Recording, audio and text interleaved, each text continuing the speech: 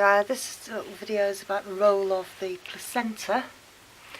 So if you remember, when the blastocyst implants and it hatches out, we have that trophoblastic layer around the outside. So if you remember, our blastocyst is kind of like that layer of cells around the outside, inner cell mass, and then the fluid.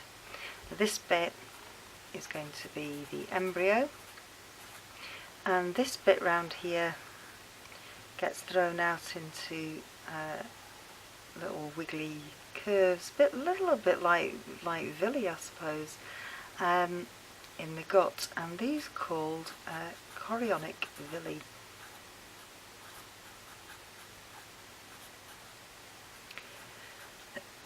And they sort of form that exchange surface between, so they're surrounded by the endometrium, and they form the way in which the developing embryo can get oxygen, glucose, amino acids. I know where I'm going here. So it's kind of anything small that it's going to need, all its little building blocks, and in return it's going to churn out carbon dioxide and urea. Now eventually, of course, that is not just going to be big enough. These little villi are just not going to be big enough, and so for somewhere around 10-ish, let's say 10 to 12 weeks, we get an entire structure forming. So these villi are going to get more and more and more pronounced, and the spaces around it are going to get more and more pronounced from the mother's side, and it forms a sort of a dinner plate-like size structure, with the umbilical cord leading off now to what we would call a fetus rather than an embryo, because they just look like little teeny tiny humans. And the placenta does that job of the chorionic villi, so we're still exchanging the same things, and you can still see that we've got chorionic villi. So what's going on this diagram then? So we've got an umbilical artery coming down from the fetus, and this will be rich in carbon dioxide and urea, and going back towards the fetus, going in towards its heart, we've got the umbilical vein, which will be carrying oxygen and glucose and various other nutrients from the placenta back into the fetus. So it's kind of, it's the other way round, isn't it, from what you would normally expect. Arteries coming away from the heart.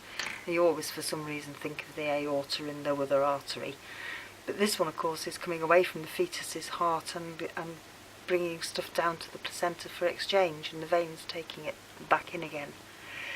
So the fetus's bit of the placenta, if you like, is this bit in sort of pale pink here, surrounded by this chorion, this membrane here. So this is a membrane, and inside we've got the arterioles and capillaries of the fetus. So this bit inside here, they're all fetal bits. Obviously, big foldy surface area, so we've got large surface area for exchange to go on, and countercurrent mechanisms to ensure that concentration gradient is maintained. So everything on sort of that side of that membrane belongs to the fetus. And the placenta is quite amazing because it is a structure that's made from the tissues of two animals, and it's so close, that sort of blood-blood barrier. Not really a barrier at all as such. The rest of it kind of belongs to Mum, with the maternal blood vessels feeding in to spaces. So the blood's kind of coming in here through the, presumably the ovarian, arterioles and arteries, and kind of spreading out into this space and draining back out into the veins, and then going back into general circulation, carrying all of the wastes from the fetus with it. So here we've got the exchange surface, and the oxygen and glucose and calcium and all sorts of things, everything the fetus needs to be able to grow, will be going that way from the mother's blood, from these intervillous spaces, and into the chorionic villi, and then into the circulation of the fetus. And everything that the fetus wants to get rid of or needs to get rid of out of its blood. So this is like almost like a little dialysing membrane, taking the excess stuff away. So, in terms of then other things that this does, the placenta is not only is it the connection between the mother and fetus, it's the barrier between mother and fetus, because of course the maternal blood vessels have got other things flowing through them, not least of which are all her white blood cells, all designed to detect foreign cells.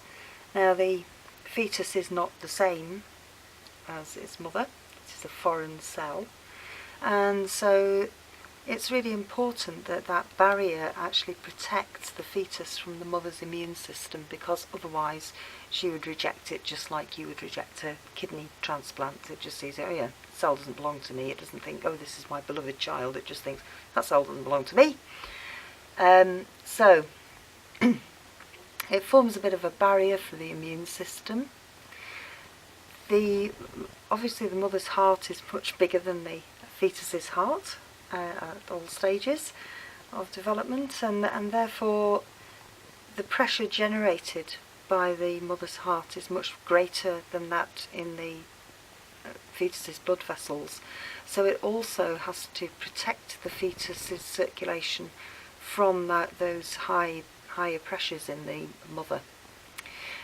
And its other job, and I'm not sure which bit does it, I've got to be honest, but its other job is to churn out hormones. So the zygote itself will churn out HCG to keep the corpus luteum going, but at about sort of 10-12 weeks, the corpus luteum's role, if you like, is overtaken by the placenta's role, and so the placenta is going to churn out progesterone and estrogen.